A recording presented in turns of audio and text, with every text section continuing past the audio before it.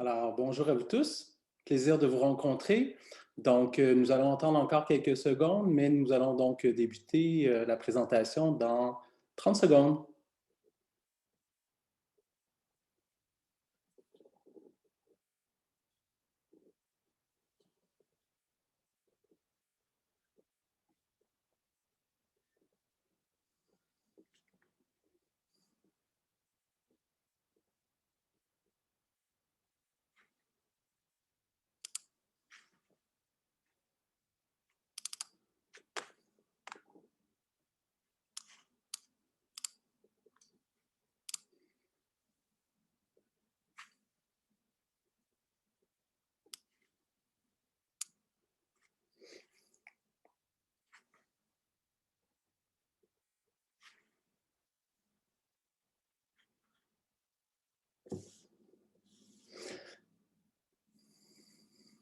Alors, bonjour à tous. Ça me fait vraiment plaisir aujourd'hui d'être présent avec vous au colloque de l'ACUPER. Donc, il y a exactement quelques années, j'avais la chance aussi de participer à ce colloque en présentant toutes sortes de belles initiatives qui étaient réalisées dans les écoles au Québec, dans celles où j'étais du moins.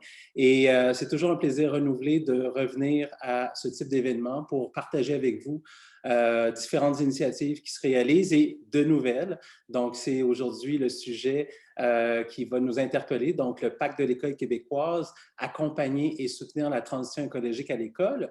Mais avant de débuter, j'aimerais bien quand même qu'on puisse faire un petit tour d'écran, un petit tour de piste pour qu'on puisse rencontrer les gens qui se joignent à nous ce matin. Donc, je vais donc vous inviter à tour de rôle à ouvrir votre caméra et votre micro et à vous présenter brièvement. Donc, nous dire votre nom, votre occupation, puis l'intérêt pour le sujet. Donc, je peux peut-être faciliter le processus aussi en nommant les gens qui apparaissent sur mon écran. Peut-être que ça peut être plus simple. Donc, je vais y aller à tour de rôle. Donc, Madame Louise Levac, bonjour. Oui, bonjour. Ça me fait plaisir. Je me vois pas, mais j'imagine que vous m'apercevez. Tout à fait. Alors, je suis Louise Levac, j'enseigne la géographie au Cégep Édouard-Montpetit et j'ai mis sur pied un projet avec un de mes collègues qui apparaît, là, avec qui je suis en train de communiquer, François Veillette, un projet, une option de mobilité étudiante qui s'appelle Défi Environnement. Voilà. Excellent. Bien, soyez la bienvenue. J'invite maintenant Tommy à se présenter. Bonjour, je m'appelle Tommy Bureau, je suis conseiller au mouvement EVB-CSQ, maintenant un mouvement ACT. Merci Tommy. J'invite maintenant Madame Carole.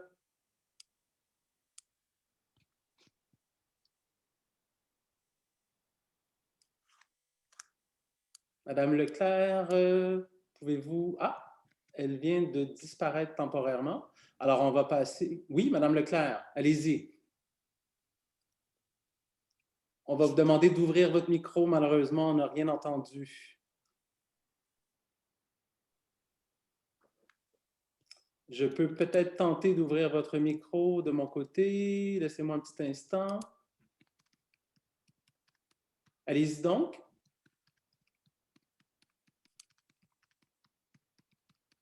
Malheureusement, on ne vous entend pas, mais on sait que vous êtes avec nous, c'est ça qui est important.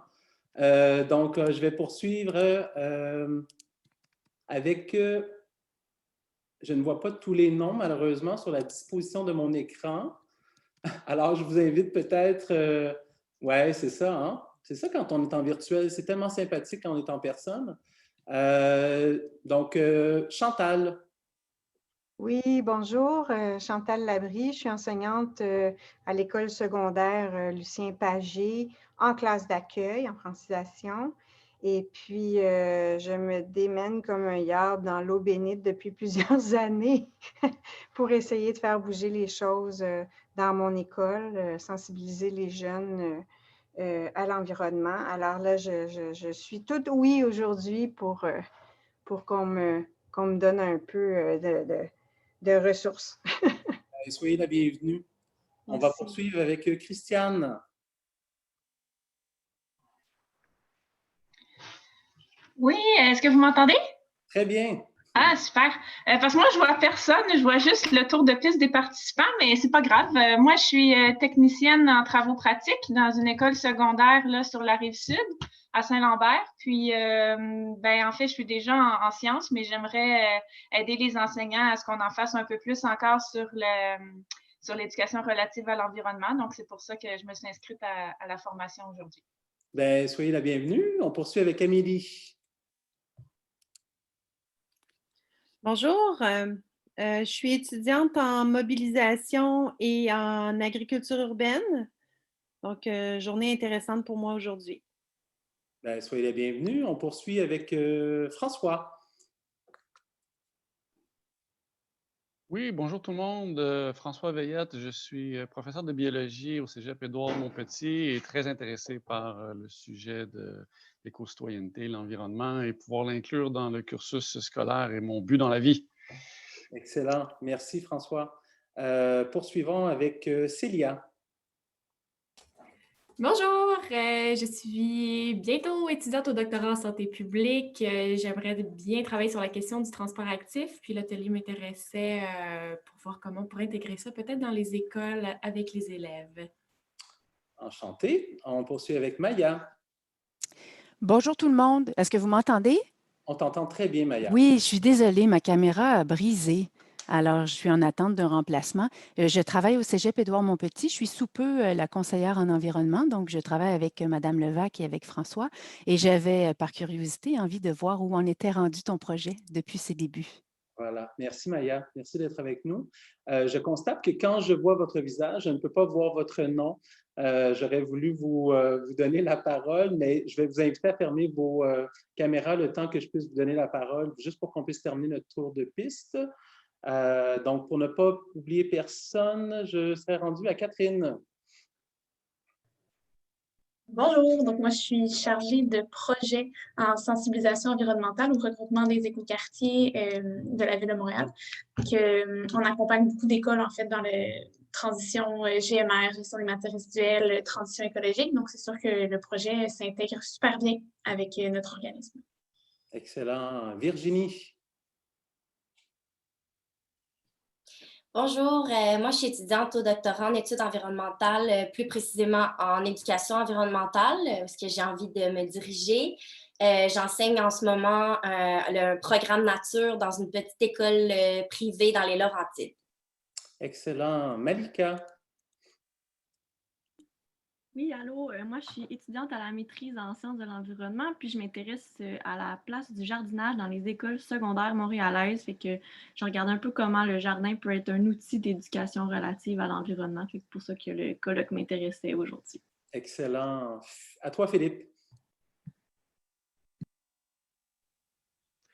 Oui, bonjour. Donc, Philippe Bélanger-Roy. J'enseigne la biologie au collège Lionel Groux. Je fais également partie du comité environnement du collège. Puis, j'ai parti plusieurs projets avec des étudiants du collège également au niveau des changements climatiques. Excellent. On poursuivrait avec Hélène. Bonjour tout le monde, je suis aussi du professeur de géographie au Cégep Édouard-Montpetit. On est bien regroupés aujourd'hui, impliqués aussi dans les projets de mobilité étudiante en ce qui a trait à l'environnement. Puis bien intéressés, là, on est en révision de programme de sciences humaines, donc à pouvoir voir comment intégrer toute cette grande question dans notre nouveau programme. Excellent, merci. Là, je ne voudrais pas faire l'erreur de ne pas nommer une personne, comme je ne vois pas nécessairement tous les noms des gens. Non, je ne parlais pas encore. Oui, vas-y, Mariana. Alors, moi, je suis Mariana, je suis brésilienne. Je suis ici à São Paulo au moment. Au moment, je suis enseignante au secondaire, ici, de biologie. Et j'ai eu l'opportunité de faire un stage de recherche avec Lucie Sauvé au Centraire en 2018. Donc, ça, tout m'intéresse, l'éducation relative à l'environnement. Mais mon domaine de recherche, c'était éducation relative à l'environnement et formation des enseignantes. Donc, excellent. Ben, sois la bienvenue. Très content de t'avoir avec nous aujourd'hui. Merci de l'opportunité. J'inviterai peut-être les deux dernières personnes dont je n'ai pas les noms sous les yeux à se présenter brièvement et ensuite on va débuter. Peut-être moi, je ne sais pas si vous me voyez. Oui, Christine, vas-y, maintenant je te vois. Exactement. Donc, Christine Robitaille, je travaille au secteur de la faune du ministère des Forêts, de la Faune et des Parcs. On travaille en éducation, donc à produire toutes sortes de matériel pédagogique qui concernent les animaux, l'habitat, les milieux naturels. Donc, nous, on essaie toujours d'être à l'affût de tout ce qui se passe autour de nous pour s'intégrer là-dedans, mais en même temps aussi pour intégrer ce courant-là dans nos travaux. Voilà. Merci, Christine. Alors, il nous resterait 2 personnes dont je ne vois pas les noms. Je les invite à prendre la parole rapidement.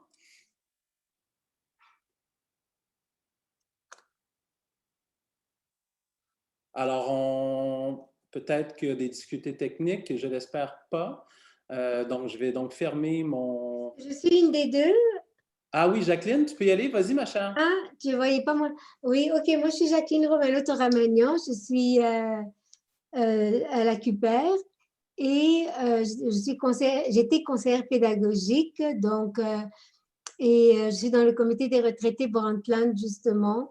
Et je suis consultante et conseillère au niveau de l'éducation relative à l'environnement. Je donne des ateliers sur les trousses qui sont fournies par les EVB. Voilà. Donc, merci à chacun de vous. Donc, peut-être vous revenir un peu sur la dernière diapo. Donc, l'objectif de la présentation aujourd'hui, puis je vais faire ça de manière très conviviale. On est tous à la maison ou en tout cas dans un lieu, soit au travail ou ailleurs. Donc, je vais donc passer tout de suite après avec l'origine du projet. D'où vient ce projet-là qui est quand même assez récent, mais qui s'inspire quand même de quelque chose qui a été créé depuis plusieurs années. Je vais vous présenter le Lab 22, donc l'organisme, l'OBNL, pardon, que j'ai créé récemment avec un groupe d'éducateurs, d'enseignants et je vais vous présenter par la suite le Pacte de l'École québécoise, qui est peut-être connu de certains d'entre vous, peut-être pas de tous. Je vais vous présenter la démarche d'accompagnement aussi qu'on va livrer aux écoles secondaires du Québec dans les prochains mois. Et ensuite, prendre un bon temps quand même pour échanger ensemble. Si vous avez des questions, des commentaires, des synergies à développer, ce sera l'occasion de le faire. Donc, sans plus tarder, l'origine du projet. C'est très étrange, je tiens à vous le dire, c'est très étrange de parler devant l'écran actuellement où je ne vois personne, mais je ne vois que mes diapos. Donc, si jamais vous voulez interagir ou en tout cas poser une question, n'hésitez pas à appuyer sur le symbole « Lever la main » qui est juste en bas de votre écran et je pourrai vous donner la parole. Sinon, en toute fin de présentation, ce sera le temps d'échanger entre nous. Donc, l'origine du projet. Très important de vous dire, en fait, avant tout ça, comment tout ça est arrivé. Je tiens à vous dire, en fait, que dans mon curriculum personnel, donc, j'ai travaillé pendant plusieurs années, pendant presque 16 ans, à la commission scolaire Marguerite Bourgeois, comme animateur dans les écoles primaires, dans les écoles secondaires, à favoriser des activités d'éducation à la citoyenneté, des activités environnementales.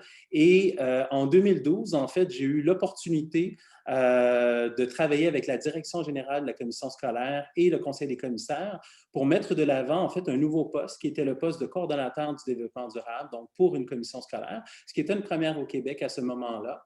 Et l'objectif, c'était de tenter d'initier avec le milieu une première politique environnementale, mais aussi comment passer de la parole aux actes en déclinant des activités dans les écoles et faire en sorte qu'on puisse se mettre en mouvement ensemble pour tenter de réduire l'empreinte écologique, mais aussi de faire percoler une éducation à l'éco-citoyenneté dans les écoles. Donc, ça a été pendant 4 années une démarche qui a été super inspirante, qui a été, ma foi, quand même très exigeante, mais pleine de rebondissements et de plaisir à travailler avec une centaine d'écoles et des dizaines de groupes de jeunes qui étaient mobilisés en environnement, des enseignants, des professionnels, donc toutes sortes de catégories d'employés en fait qui étaient mobilisés en faveur de l'environnement. Par la suite, on se souviendra, si on revient dans le temps, il y a un peu plus de presque 2 ans, en fait, en septembre 2018, il y avait eu un appel à l'action du secrétaire général des Nations Unies, M. Antonio Guterres, qui nous invitait à passer à l'action d'ici les 2 prochaines années pour tenter d'inverser le cours de l'histoire, c'est-à-dire la fameuse crise climatique qui s'annonçait de plus en plus probante et réelle. Par la suite, à l'invitation d'un ami, Dominique Champagne, nous avons lancé le Pacte pour la transition en novembre 2018, le 7 novembre précisément, au Théâtre du Nouveau Monde. Et ma contribution à ce mouvement-là, c'était de lancer un appel au monde de l'éducation pour faire en sorte justement qu'on se bouge en éducation et qu'on se mette en action pour développer une école cohérente, un milieu de vie sain et cohérent avec les défis d'aujourd'hui. Lors de cet événement-là, on a lancé donc l'événement « La planète s'invite à l'école » et cette initiative-là venait vraiment d'une préoccupation des élèves, des enseignants, des éducateurs avec lesquels je travaillais depuis quelques années, à dire est-ce qu'on serait capable, nous, comme milieu d'éducation, de favoriser un engagement institutionnel, donc d'aller plus loin que l'engagement individuel, mais de penser mobiliser l'ensemble des communautés éducatives que sont les écoles pour faire en sorte qu'on puisse passer à une autre vitesse et agir en cohérence avec cet enjeu du défi des changements climatiques. Donc voilà, donc on a lancé le 22 février 2019, le premier forum sur le climat et l'éco-responsabilité à l'école. Et ça a été une superbe journée où on a eu des invités de marque, notamment Hubert Reeves qui était présent pour interagir avec des jeunes. On a eu une 50aine de personnalités publiques, artistiques, des jeunes qui venaient de partout au Québec. 150 organisations étaient présentes, 110 écoles ont répondu à l'appel du primaire à l'université et ça a été vraiment une journée fantastique. Cette journée-là a été aussi, je dirais, l'opportunité pour nous de lancer, de propulser le pacte de l'école québécoise, donc cet engagement, cet appel à l'engagement, mais aussi cette feuille de route en faveur d'une école éco-responsable au Québec.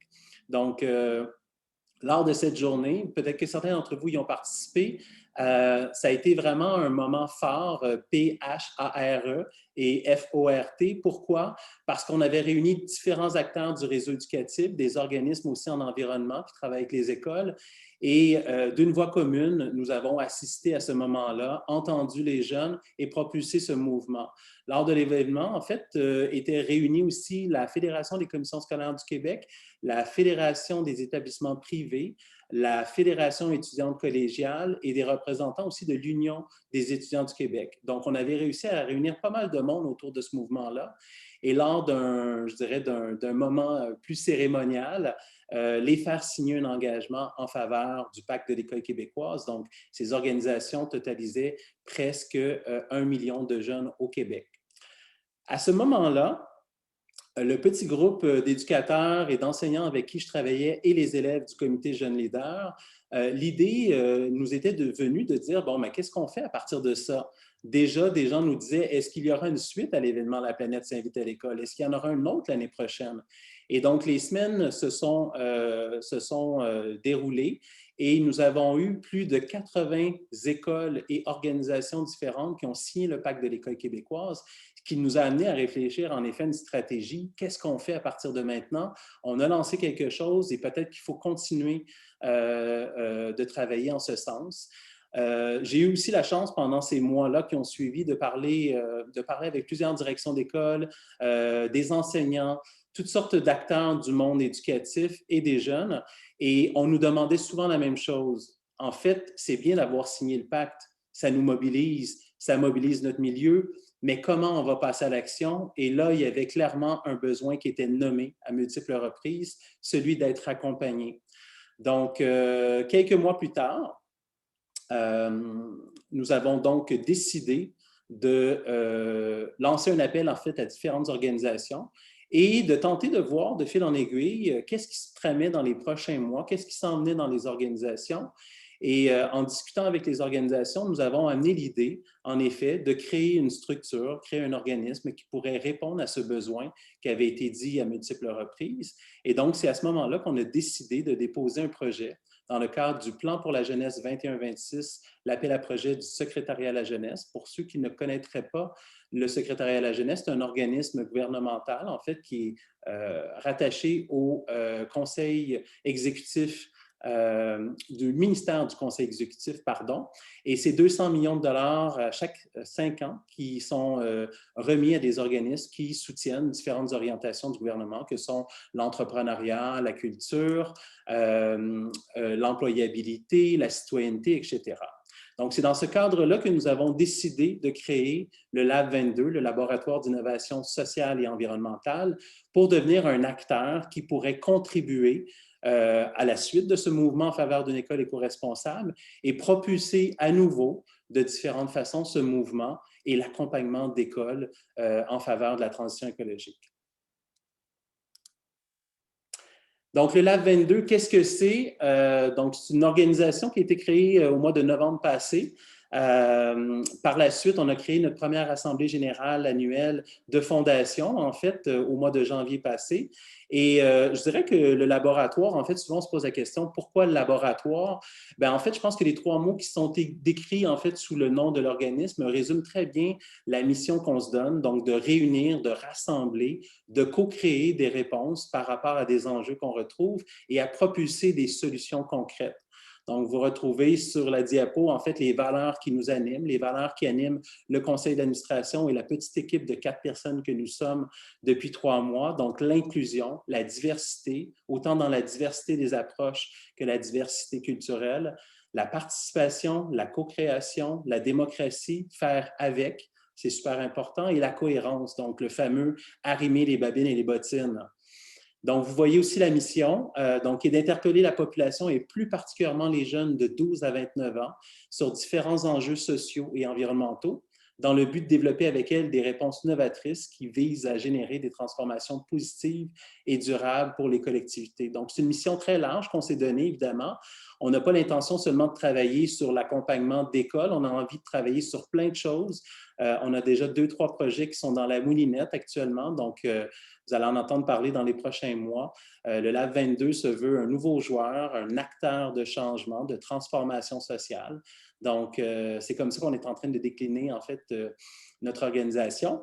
Et les mouvements, pardon, pas les mouvements, mais bien les projets actuellement qui nous animent sont la relance donc, du mouvement en faveur d'une école éco-responsable via le Pacte de l'école québécoise, le programme d'accompagnement de 3 ans pour les écoles secondaires sur lequel je vais revenir dans quelques instants, et un réseau national de jeunes en innovation sociale et environnementale. Donc, tout ça dans l'optique de développer ensemble des trajectoires de possibles. Le Pacte de l'école québécoise, donc je le disais d'entrée de jeu, en fait, c'est un appel à l'engagement, mais c'est aussi une feuille de route. Donc, quand on a propulsé ce mouvement-là, je tiens à vous dire que le pacte a été rédigé avec un groupe d'enseignants du secondaire. Certains enseignants du collégial ont été impliqués. Les élèves ont été impliqués. On s'est inspiré aussi d'un guide qui s'appelait le Guide des changements climatiques et l'école, qui a été écrit il y a quelques années par l'UNESCO. Et on a validé évidemment notre approche par des conseillères spéciales qui travaillent avec nous depuis un certain temps. Donc, Laure Varidel, que vous connaissez tous, et Lucie Sauvé. Donc, c'est des gens qui travaillent de près avec notre organisation pour le déploiement de cette nouvelle stratégie. Donc, à ce jour, le pacte, c'est quoi? C'est plus de 80 écoles, comme je le disais tout à l'heure, qui sont signataires et des organisations qui favorisent, en fait, qui adhèrent à ce principe d'une école éco-responsable au Québec. Je tiens à vous dire d'ailleurs que dans le contexte de la pandémie, assez étrangement, on a eu 2 écoles signataires de plus qui se sont ajoutées. On était très, très, très contents. Il y a des directions qui nous ont contactés en nous disant « c'est pas parce qu'on est en mode pandémie ou on est très sollicité. En fait, on avait envie de relancer le message aux jeunes, en effet, qu'il y aura une relance bientôt et ce sera par ce mouvement-là qu'on veut le faire. Donc, un signe positif, je dirais, dans le contexte. Les organisations, les écoles signataires touchent déjà 1 million de personnes. Évidemment, on s'entend que ce n'est pas des gens qui sont actuellement touchés directement, mais c'est des jeunes qui pourraient être touchés par les actions qui vont en découler. Et il y a actuellement plus de 8 régions qui sont touchées par les écoles signataires. Donc, la suite, c'est quoi? Donc, c'est la relance du mouvement par des événements nationaux et régionaux. Donc, ce que nous avons prévu faire dans les prochains mois, prochaines années. Donc, c'est de poursuivre ce mouvement-là en mobilisant les écoles du primaire à l'université autour de 2 événements nationaux. Un premier qui est prévu l'automne prochain à Montréal et un après 3 ans, donc qui aura lieu à Québec. Et sinon, une série d'événements régionaux, donc des événements comme la Planète s'invite à l'école, édition Saguenay, la Planète s'invite à l'école Mauricie, la Planète s'invite à l'école Gaspésie, donc pour venir propulser ce mouvement-là et aussi partager les bonnes pratiques qui sont mises en place dans les écoles, valoriser ces mêmes écoles et les acteurs de l'école qui se mettent en action, ainsi que les jeunes. L'objectif, évidemment, c'est de mobiliser un maximum d'écoles autour du Québec et aussi de lancer un signal fort, comme quoi que l'école est un partenaire justement de cette transition écologique et qu'elle se met en action de son côté. L'objectif ultime au cours des prochaines années, en fait, je dirais au cours des 3 à 5 prochaines années, c'est de rejoindre plus de 75 000 jeunes partout au Québec et 150 000 adultes. Pourquoi? Parce que le mouvement ne veut pas se restreindre à l'école, mais bien, comme on le disait tout à l'heure, s'étendre sur les territoires où l'école est, favoriser justement cette interaction avec le territoire où l'école s'inscrit. Oups! Revenons ici au Pacte de l'école québécoise. Peut-être pour ceux qui l'ont déjà lu, le document, je n'en ferai pas aujourd'hui la présentation exhaustive, mais sachez que nous aurons un nouveau site Internet. L'ancien a été fermé récemment pour des raisons techniques et le nouveau sera propulsé au cours des prochaines semaines avec tout ce qu'il faut comme information pour repropulser le pacte de l'école, en avoir des copies dans différentes langues. Et essentiellement, ce qu'il faut se rappeler, ce qu'on retrouve dans le pacte de l'école québécoise, c'est 4 axes, donc 4 orientations principales et 25 mesures. Le premier axe est fondamental et très important parce qu'il est structurant et il apporte justement tout ce qu'on a besoin comme condition de base pour que la démarche puisse s'installer dans l'école. Donc, c'est le volet de la gouvernance scolaire, donc reconnaître ses responsabilités sociales et environnementales en tant qu'institution éducative. Donc, on retrouve, si je me souviens bien, autour de 6 ou 7 mesures qui sont rattachées à ce premier axe. Par la suite, nous avons l'axe de l'enseignement et des activités éducatives, donc promouvoir et encourager l'enseignement de contenus liés à l'environnement et diverses activités éducatives liées à l'éco-responsabilité et à l'éco-citoyenneté. Évidemment, c'est le cœur de la démarche qui se veut une démarche éducative, bien entendu, parce qu'elle est offerte et elle s'inscrit dans le cadre scolaire. Donc, c'est de favoriser l'instauration de séquences pédagogiques dans les différents contenus pédagogiques, faire en sorte justement qu'on puisse en avoir des notions qui développent les connaissances et à la fois les compétences, mais aussi que le programme puisse percoler dans les activités parascolaires et tout ce qui se vit autour de l'école. Le troisième axe, c'est celui des infrastructures et des ressources matérielles, donc intégrer et appliquer les principes et pratiques du développement durable dans la gestion de l'immeuble, de ses installations et des activités qui s'y tiennent. Et le dernier, et non le moindre, partenariat avec la communauté, donc s'associer avec l'ensemble des partenaires du milieu, de sa communauté, afin d'assurer une cohérence dans les interventions et le succès de la démarche. Donc, c'est les 4 axes qui se déclinent, comme je le disais tout à l'heure, sous forme de 25 mesures. Et de ces mesures-là découleront des centaines de possibilités d'action qui seront déterminées avec l'école qui se mettra en action. Évidemment, pour répondre à cette première impulsion de créer ou de relancer ce mouvement en faveur d'une école éco-responsable, comme je le disais tout à l'heure, on avait entendu cette préoccupation et ce besoin, d'ailleurs, que j'ai vécu quand j'étais coordonnateur du développement durable à la CSMB, c'est comment être accompagné comme milieu scolaire, comme milieu de vie pour être capable d'actualiser ce grand plan. Donc, ce que nous présenterons au cours des prochaines diapos, c'est la démarche d'accompagnement des écoles secondaires que nous proposons. Nous avons sélectionné ou privilégié le secondaire. Pourquoi?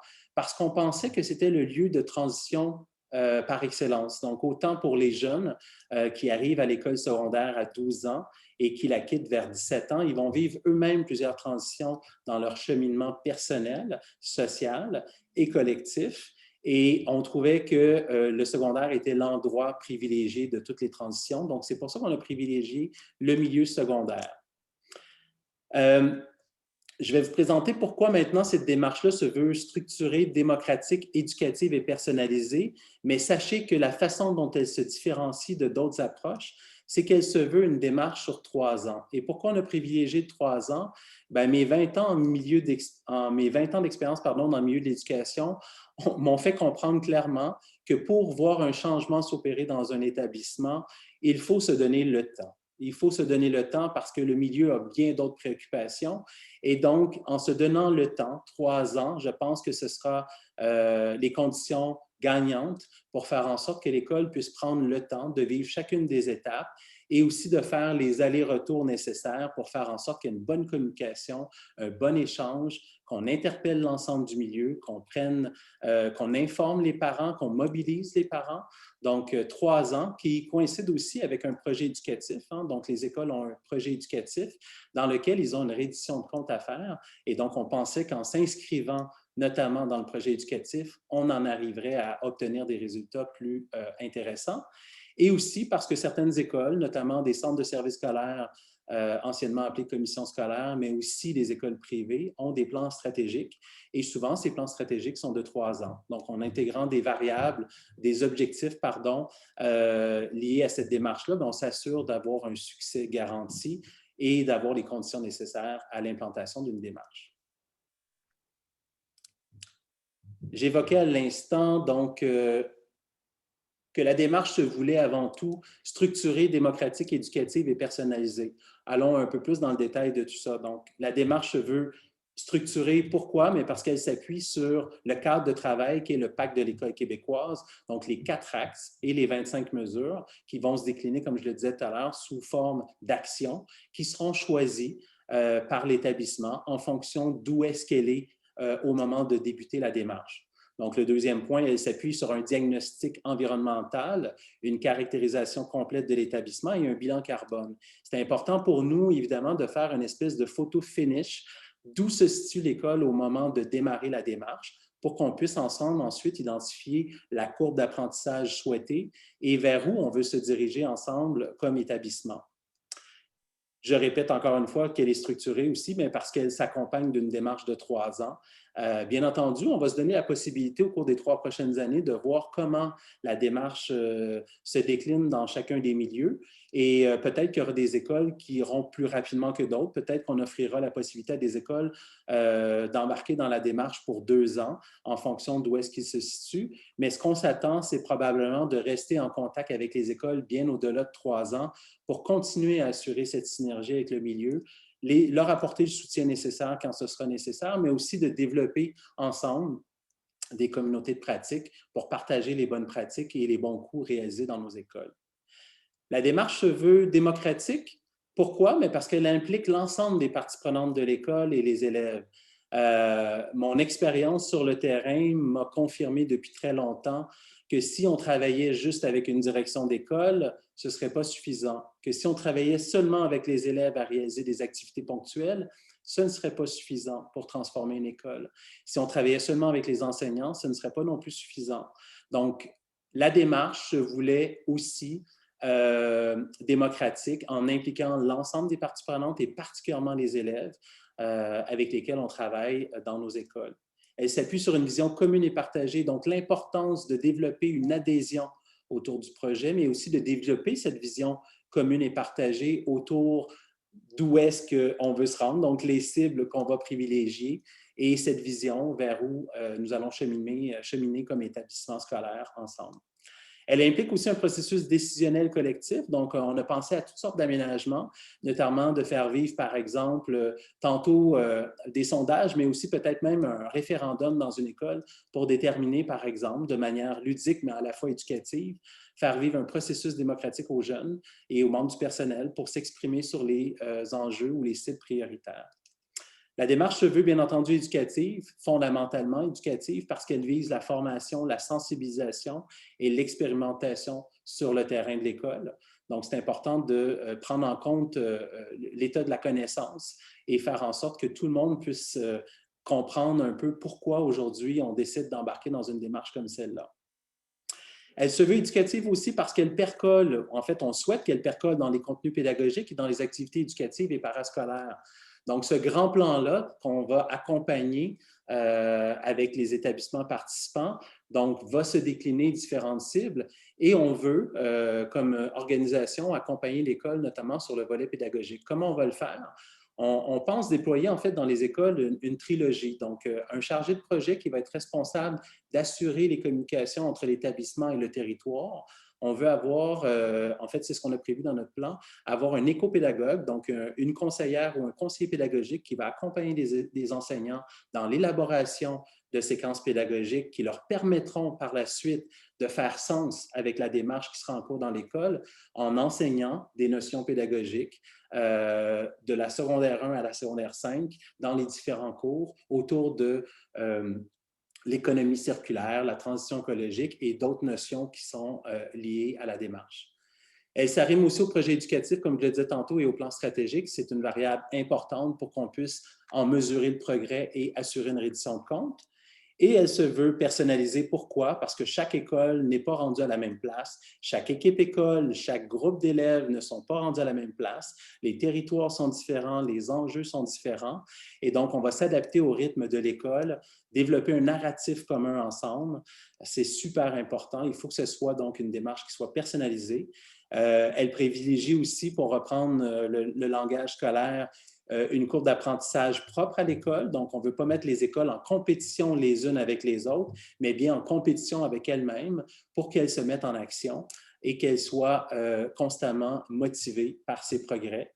Et on veut évidemment favoriser le développement de synergie avec les organismes du territoire, qu'ils soient régionaux, locaux ou nationaux, pour faire en sorte que cette grande démarche-là puisse devenir une espèce de grand parapluie dans lequel s'intègrent toutes sortes de joueurs et d'acteurs. C'est super important. On en parlait tantôt, la diversité des approches. J'y crois, en fait, et je pense que c'est comme ça qu'on va arriver à donner sens à notre beau projet. Je termine dans quelques instants et on va pouvoir ouvrir la période d'échange et de questions. Donc, je résume... Pardonnez-moi. Je résume donc le projet que je vous présente aujourd'hui. Donc, en résumé, le Pacte de l'école québécoise, ça se veut un mouvement national en faveur d'une école éco-responsable. C'est ce message-là qu'on veut lancer et c'est ce message sur lequel on veut s'appuyer pour pouvoir amener l'école à devenir cohérente avec les défis d'aujourd'hui et favoriser justement le développement d'une éco-citoyenneté chez nos jeunes et même chez les adultes. Ce sera donc 2 événements nationaux qui viseront à reconnaître et à propulser le mouvement, une série de 12 événements régionaux qui vont interagir probablement avec d'autres événements qui se passent au Québec. On va travailler en synergie avec d'autres organisations à favoriser aussi, je dirais, une complémentarité, faire en sorte que ces événements-là n'arrivent pas en même temps que tous les autres, mais bien que les écoles puissent s'inscrire à ces événements en complémentarité pour décupler l'impact de ceux-ci sur les démarches qui se vivent dans les écoles. Et on vise l'accompagnement de 70 écoles secondaires dans plus de 13 régions administratives au cours des prochaines années et la mobilisation de plus de 1/4 million de personnes au Québec, directement, indirectement. C'est notre objectif. Aujourd'hui, on est à l'année 0 de notre projet, donc on est dans le projet pilote et de prédémarrage. Donc, nous avons eu, vous l'avez peut-être vu défiler au cours des différentes diapos, un soutien du secrétariat à la jeunesse pour mettre en œuvre le projet. Je pense que ça nous a beaucoup aidé d'ailleurs d'avoir des représentants du secrétariat à la jeunesse qui ont participé à notre premier événement et qui ont vu la pertinence du projet. Ils ont entendu les jeunes sur le terrain qui répondaient positivement à cet appel et aussi les acteurs du milieu scolaire chez qui ça résonnait comme message. Donc, nous sommes maintenant sur le point d'avoir des nouvelles du secrétariat à la jeunesse pour la relance de ce mouvement-là et faire en sorte qu'on puisse avoir les budgets nécessaires pour poursuivre le mouvement. Vous le voyez dans l'année 1, dans l'année 2 et dans l'année 3. Et l'objectif ultime, comme je le disais tout à l'heure, c'est d'accompagner plus de 70 écoles un peu partout au Québec. Je sais que j'ai beaucoup parlé. J'ai d'ailleurs la bouche très sèche. Il nous resterait une quinzaine de minutes. On n'est pas pressé par le temps non plus parce que on reprend après le dîner, mais je vous dirais qu'on pourrait prendre les 15 minutes qui nous ont été données dès le départ pour pouvoir échanger sur ce projet. Je vous donne aussi des informations de base là, sur la diapo que vous voyez. Donc, l'adresse info@lab22.org pour des questions générales à notre organisation. Le site Internet, vous voyez le petit cône orange, il est actuellement en chantier, donc en construction avec une firme de communication qui travaille avec nous pour son élaboration. Donc, le site sera ouvert au cours des prochaines semaines, probablement à l'horizon de 2021. Mais vous pouvez quand même, en attendant, nous suivre sur les réseaux sociaux via la page du Lab 22 sur Facebook et sur Instagram pour suivre l'actualité et l'étendue des projets. Donc, je vais ouvrir maintenant ma galerie pour être certain de voir les questions, en fait les mains qui se lèvent. Et je vous inviterai peut-être à ouvrir votre caméra au moment de poser la question une fois que je vous aurai nommé. Ou sinon, vous pouvez rester comme ça aussi et je vous donnerai simplement le droit de parole. Donc, la parole est à vous.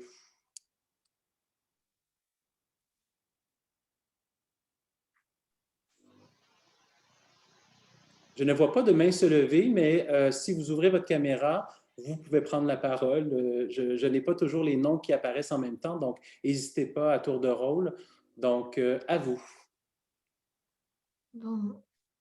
Oui, Jacqueline. Oui, ben moi je trouve que c'est un très beau projet, très ambitieux. Et, et je voulais savoir, je voulais avoir un peu plus de détails par rapport comment ça s'est fait les écoles.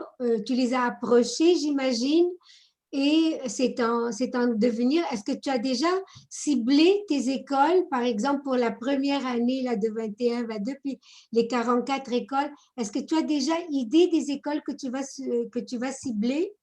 Oui, bien, merci pour ta question, Jacqueline. En fait, ça me permet de dire que je dirais, comme je le mentionnais un peu plus tôt, on a plus de 80 organisations et écoles qui ont signé le pacte de l'école. Donc, on a lancé au cours des dernières semaines une invitation aux écoles signataires à démontrer un intérêt à intégrer la démarche dans une cohorte 1, une première année, une cohorte 2 ou une cohorte 3.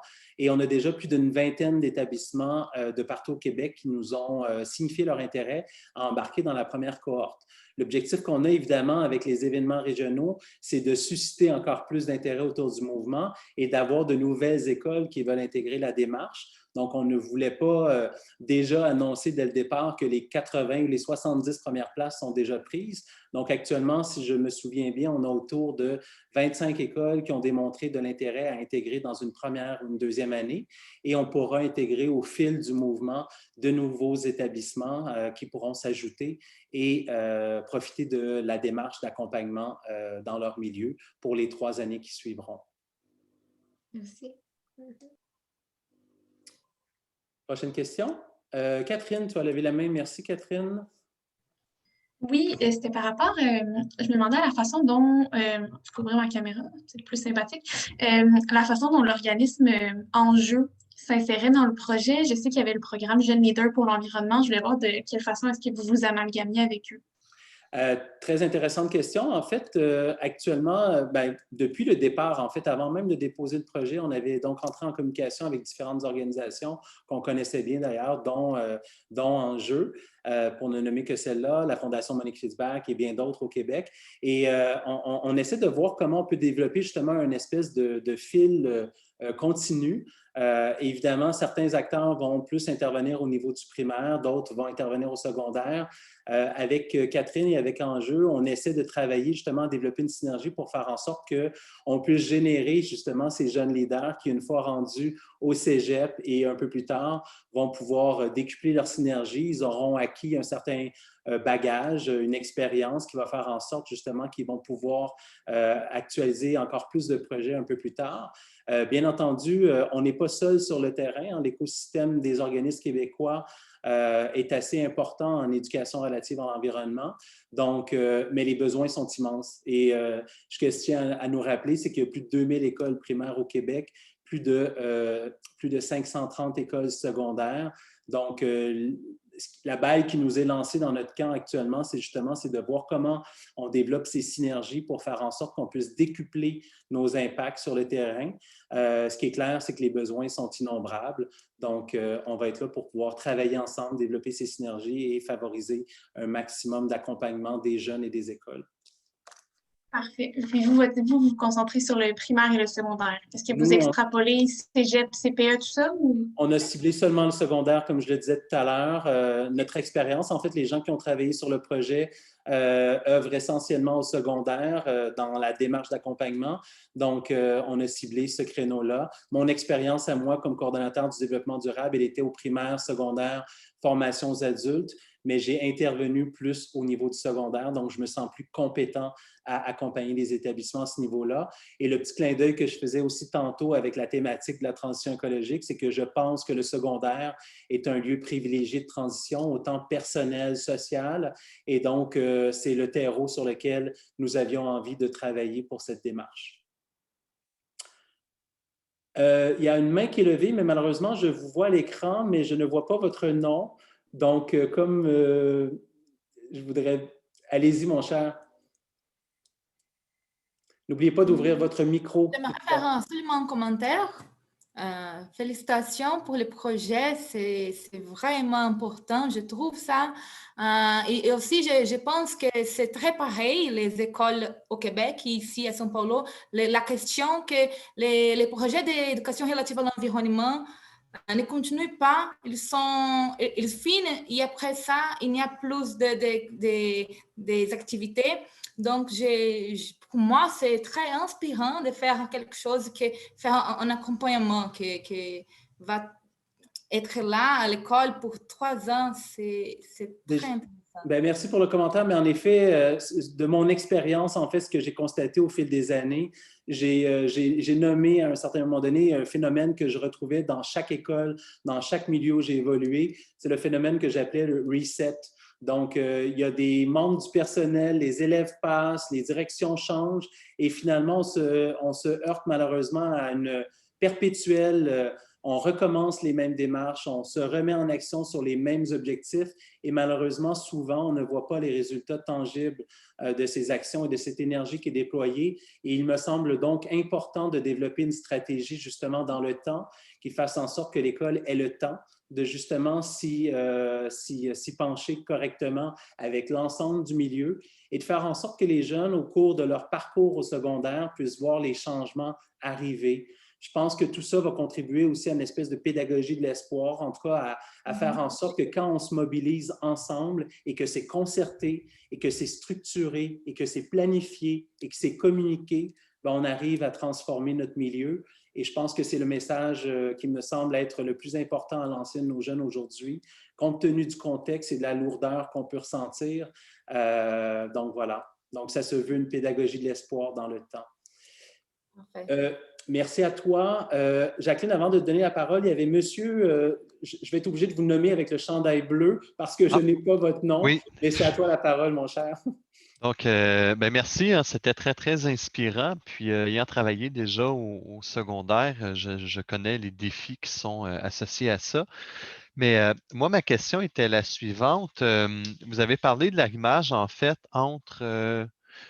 progressif entre ce que vous allez apporter au secondaire, puis par exemple, environnement jeunesse qui travaille beaucoup, entre autres, au niveau collégial. Est-ce que c'est quoi au-delà de 3 ans vos perspectives?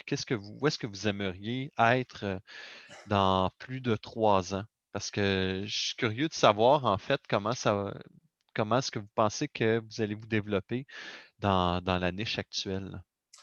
C'est une très bonne question. Je vous dirais qu'il y a quelques mois, en fait, en janvier, avant la pandémie, parce qu'on devait démarrer notre projet en avril, la pandémie est venue nous couper l'herbe sous le pied et nous donner une douche froide, je dirais même.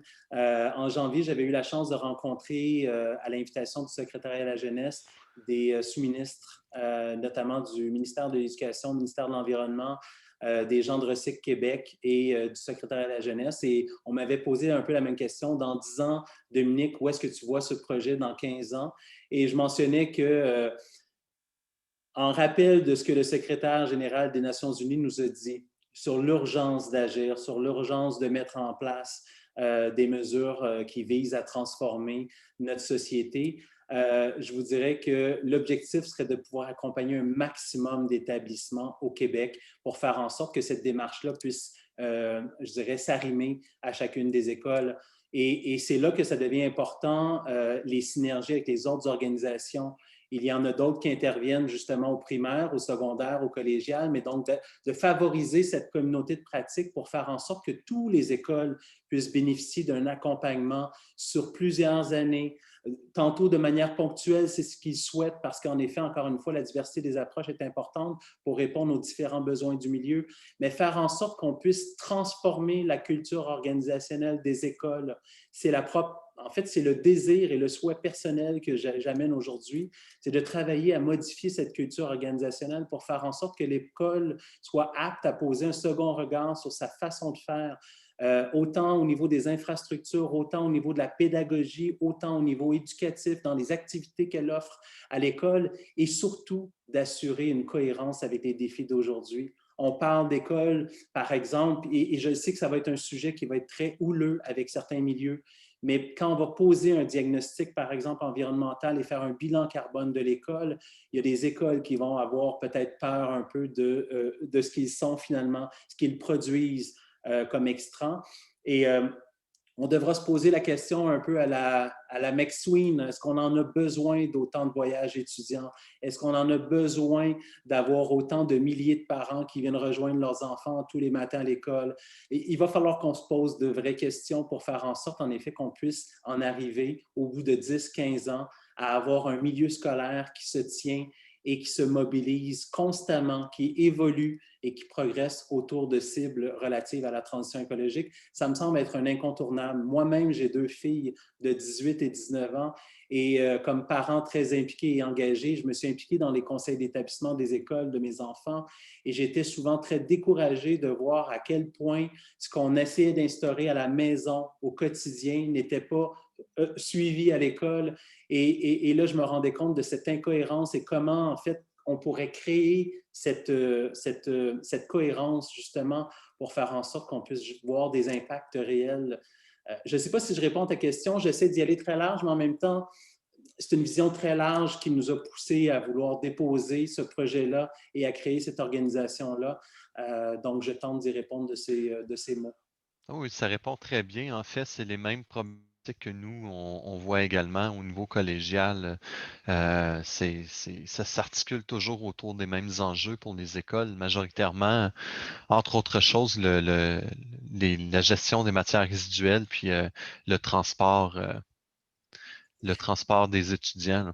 Tout à fait. Je te donne une anecdote. Cette semaine, on faisait justement une enquête de terrain avec quelques écoles, en fait, qui sont dans notre projet pilote actuellement pour venir documenter la démarche avant de la propulser officiellement, puis venir valider un certain nombre d'approches. Et on rencontrait le personnel de soutien, les concierges, on rencontrait la direction, une adjointe administrative, puis en posant des questions, on se rendait compte, en effet, ou des techniciens en laboratoire, parce que dans les écoles secondaires, il y a des laboratoires. Et on posait les questions au niveau des procédures, comment on se débarrasse de telle ou telle matière. Et il n'y en a pas de procédure actuellement. Il n'y a aucune procédure.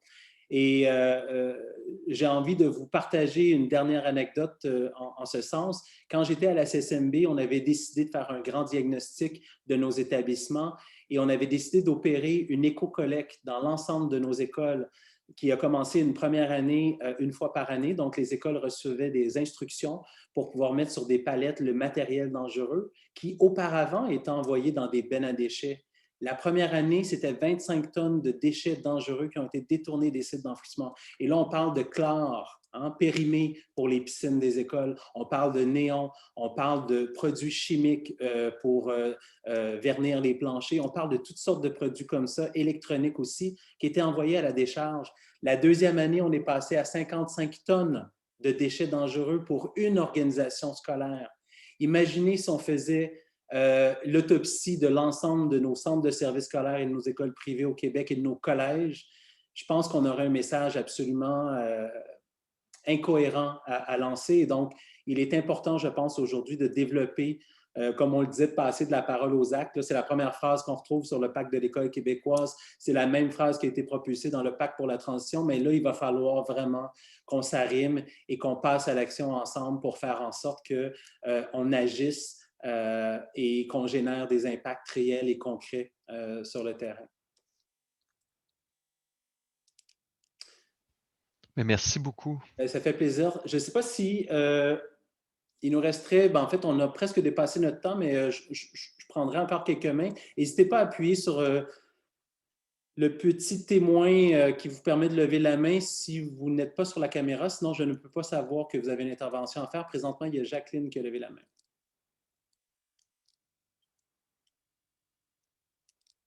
Jacqueline, il faut ouvrir ton micro, s'il te plaît.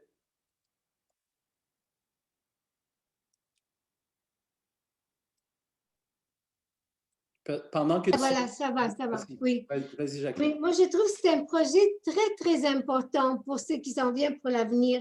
Et ce qui fera notre force, je crois, ce sera de travailler justement en collaboration et en synergie, comme tu dis, et non pas en compétition. Ça serait trop dommage. Parce qu'il y a plusieurs organismes qui ont la même philosophie, qui veulent faire avancer cette cause au niveau politique.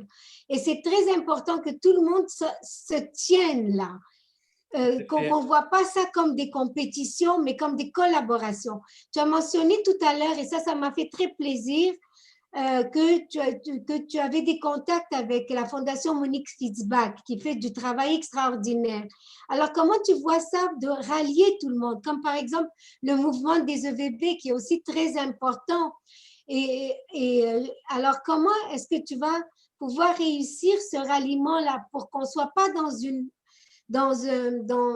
dans quelque chose de compétitif et de trivial, là, mais au contraire que tout le monde mette son énergie à la bonne place. Tout à fait. En fait, je vous dirais que Jacqueline, en fait, puis pour tout le monde, en fait, depuis la naissance de l'organisation, chaque semaine, on a 5 à 6 rencontres avec des partenaires du terrain parce qu'on est en train de développer ce qu'on appelle la toile partenariale. On veut que le projet ne soit pas un projet de Montréal, mais bien un projet régional. C'est pour ça qu'on a ciblé 13 régions. C'est aussi dans les critères du secrétariat à la jeunesse pour qu'un projet soit national, on doit atteindre un certain nombre de régions. Donc, on ira partout au Québec soutenir les écoles. Et souvent, ce qu'on remarque aussi, c'est qu'il y a des écoles en régions plus éloignées qui n'ont pas les mêmes soutiens. Donc, on était sensible à cet enjeu-là, à cet appel qui nous a été fait de certaines écoles. Et je vous dirais qu'au cours des prochaines semaines, en fait, au virage à l'année 2021, on va entamer une tournée régionale avec l'ensemble des acteurs qui sont sur le terrain et qui interviennent dans les différentes régions. On a déjà, je dirais plutôt, autour d'une 60aine d'organisations qui sont identifiées. On est en train de ratisser encore plus sur le terrain, je dirais, local, très hyper local, pour réunir ces gens-là, pour leur présenter le projet et voir aussi comment on va décliner ces synergies. Les échanges se font déjà avec des organisations, je dirais, plus nationales. Donc, on va poursuivre dans le même sens, à tendre la main et à faire en sorte qu'on trouve justement les filons qui vont nous permettre de décliner des actions conjointes, complémentaires pour décupler cet impact-là. Mais évidemment, ça prend la volonté de tout le monde, ça prend cette collaboration-là de tous. Donc, on va travailler en ce sens-là. On sait que sur le terrain, ce n'est pas toujours aussi simple. Hein. Quand il y a un appel à projet et qu'il y a de l'argent qui est envoyé, malheureusement, ça peut avoir un impact de diviser les organisations, diviser les gens. Je tiens quand même à rappeler que ce projet-là, lorsqu'il a été rédigé, il a été fait en synergie avec des organisations et ce besoin-là avait été nommé. C'est ce qu'on a pris, c'est le cumul des besoins qui nous ont été partagés par les écoles signataires du pacte et c'est comme ça qu'on souhaite répondre aux besoins. Merci, Jacqueline. Amélie. Bonjour, en fait, j'avais écrit ma question dans le clavardage, fait que je vais faire du pouce aussi pour une autre participante là, qui a posé sa question également. Merci, Amélie, parce que je ne le vois pas sur mon écran actuellement avec ce qui est ouvert, donc merci de nous partager cette réflexion. OK. Alors, je voulais savoir, pour ma part, où peut-on trouver la liste des écoles signataires? Et Mme Labrie, quant à elle, elle voulait savoir où peut-on signifier notre intérêt? Merci. En fait, on avait jusqu'à il y a 2 semaines le site qui s'appelait La planète s'invite à l'école, qui était actif, où on mettait à jour semaine après semaine les écoles signataires. On a dû le fermer parce que c'était simplement, en fait, la fin... on ne voulait pas renouveler le nom de domaine, étant donné que notre nouvelle adresse s'appellera www.lab22.org, dans lequel il y aura une section justement spécifique au projet. Donc, la liste est actuellement mise à jour quotidiennement, en fait, à chaque fois qu'il y a une nouvelle école qui s'y ajoute, et elle sera mise en ligne dès le moment où on va propulser le nouveau site. Ce qu'on va faire aussi de différent de la dernière fois, c'est que ce qui était super important pour nous, pour que le projet puisse s'actualiser, c'était de faire signer des directions d'école. Mais il y avait toutes sortes de monde qui nous écrivaient en disant « Oui, mais moi comme enseignant, moi comme AVSEC, moi comme élève, moi comme parent, j'aimerais ça signer aussi. » Et on voulait éviter, en fait, d'avoir 10 millions de signatures, mais qui n'atterriraient pas sur une démarche concrète. Donc, c'est pour ça qu'on a demandé aux directions d'école de signer l'engagement. Au moment où ils le signent, ils nous envoient cette copie et ça nous permet de générer justement le nom de leur établissement qui s'ajoute aux signataires. Mais dans la prochaine mouture, il y aura possibilité aussi de mobiliser les acteurs que sont les parents, les élèves, les membres du personnel de l'école autour d'une volonté justement d'appuyer cette initiative-là. Donc, tout ça sera communiqué dans les prochaines semaines. Je vous inviterai à rejoindre la page Facebook ou LinkedIn du Lab 22, Laboratoire d'innovation sociale et environnementale, pour avoir les informations là-dessus. Et la deuxième question, c'était? Où est-ce qu'on peut s'inscrire? Où est-ce que la direction d'école peut signifier son intérêt? Bien, jusqu'à ce que, merci Mme Labrie, jusqu'à ce que le nouveau site soit là, vous pouvez m'écrire à info@lab22.org. Je pourrai vous envoyer la documentation relative au projet. Évidemment, ce qu'on a fait jusqu'à présent, c'était quand même de privilégier les écoles qui avaient signé l'appel à l'engagement, donc qui déjà démontraient un intérêt, et ensuite à mettre un plan d'action en œuvre. Donc, c'est ces écoles qu'on a privilégiées. Mais cette semaine, j'ai eu 2 appels de 2 directions qui n'avaient pas signé de pacte, mais qui ont entendu parler par des gens dans leur milieu de la démarche. Et je leur ai fait parvenir de la documentation pour qu'ils nous fassent parvenir cette lettre d'intérêt à rejoindre une des 3 prochaines cohortes qui va se mettre en branle. Donc, n'hésitez pas à nous écrire et je vous ferai parvenir l'information. Merci. Ça fait plaisir. Il est maintenant 12h15. Ce sera l'heure d'aller manger, mais je pourrais... Est-ce qu'il y a une dernière question? Je ne vois pas de main levée. Bien, écoutez, je vous remercie énormément d'avoir pris ce temps de venir entendre parler du projet. Je sais que l'équipe de l'ACUPER, en collaboration avec le Centraire, va rendre disponible ces vidéos. Donc, ce sera disponible de diffuser le projet dans vos réseaux si vous le souhaitez. Et je vous reviens un peu plus tard avec la conférence de clôture où on va réfléchir ensemble aux perspectives d'avenir avec des représentants du mouvement EVB. Donc, au plaisir de vous retrouver un peu plus tard. Merci encore pour votre présence et votre collaboration. Merci. Merci. Merci à vous. Merci. Merci, à plus tard.